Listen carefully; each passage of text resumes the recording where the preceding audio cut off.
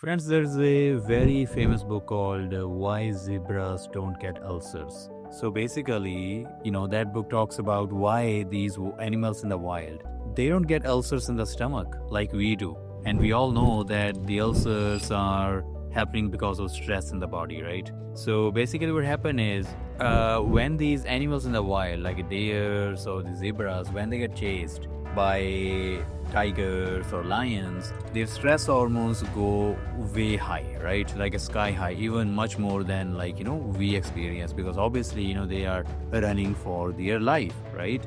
But then the interesting thing happens. So the moment the chase is over, their stress hormones come back to normal like nothing ever happened. They're back to grazing grass like nothing happened, right? But we people who are under stress, they don't experience that kind of a thing.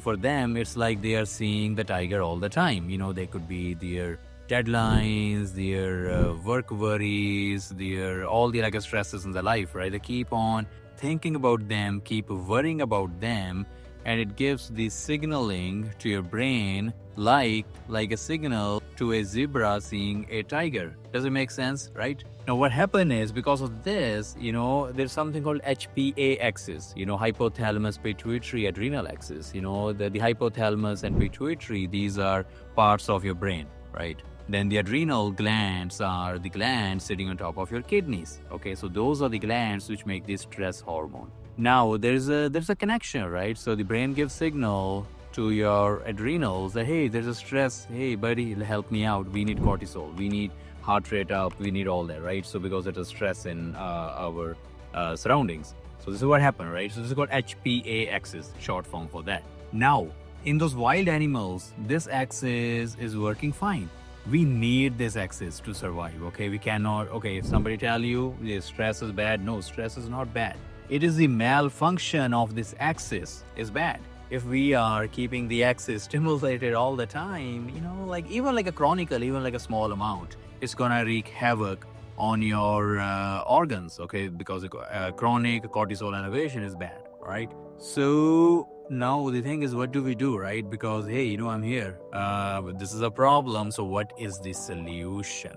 Okay. Now there's something called hormesis. What is hormesis? So there's a very famous saying. Saying is that if something does not break you, it makes you stronger, right? So similarly, to use the concept of hormesis, use exercise. So what happens is, when you exercise, like the nature intended you to work your up, right? Your stress system should be working up like nature intended. Like when you sprint, you do exercise, weightlifting and all that, your heart rate go up and then the heart rate goes down. This is the best thing you can do to reset your HPA axis in a healthy, normal manner like nature intended you to do. Okay, now the next question is, how much exercise? All right, we can keep all those, calculations aside, like maximum heart rate minus this 55, whatever, right? Moderate intensity training. The simple thing is, simple fact, do enough exercise that you are having a light sweat on your forehead and you are not comfortably having a conversation. I mean, you can have a conversation, but you prefer not to have. So this is like basically in simple manner when you want to understand the moderate intensity training, right? So at least start doing this much every day. But now the next question is, how much? So to get the benefit of hormesis, at least you do that for 10 minutes at a stretch. You can do 15 minutes, 20, 30 minutes. That's great, right?